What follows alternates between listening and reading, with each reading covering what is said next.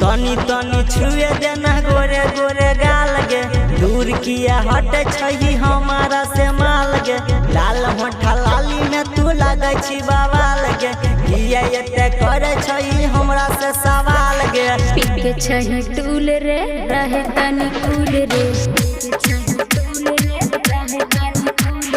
नशा जब टूट तो मजा ले ही फूल रे।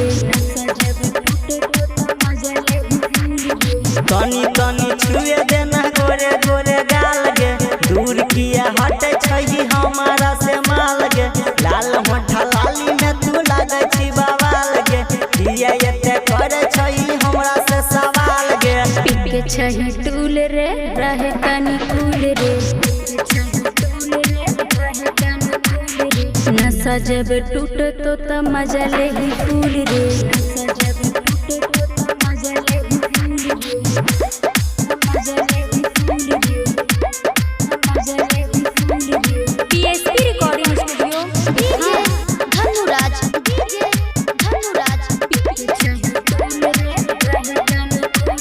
करे छही किए छौड़ा हमरा से घात, माने न छी हमर एक गो बात।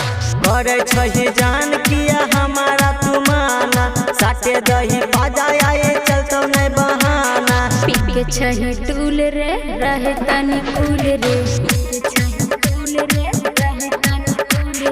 नशा जब टूट तो मजा ले ही फूल रे।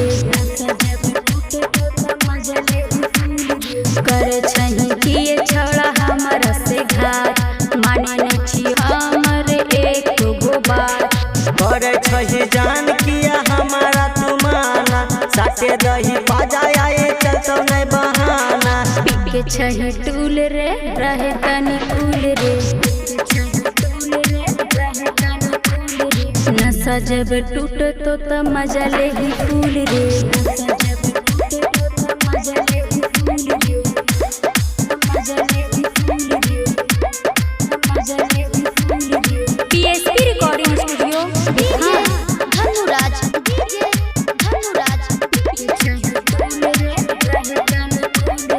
आदत तो हर बिगड़ गइलो करे ना बहाना, चल तो ना विकास तोरा ई डराना। हमरा सब दिन से तू जाने रही गे, दही तनी मात हमर माने रही गे। पीके छही टूल रे रहे तनी कूल रे, नशा जब टूट तो मजा ले ही फूल रे। आदत तो हर बिगड़ गइलो करे ना बहाना, चल तो ना विकास तोरा ई डराना। हमरा सब दिन से तू जाने रही गे, दही तनी मात हमर माने रही गे। पीके छही टूल रे रहे तनी कूल रे, नशा जब टूट तो मजा ले ही फूल रे।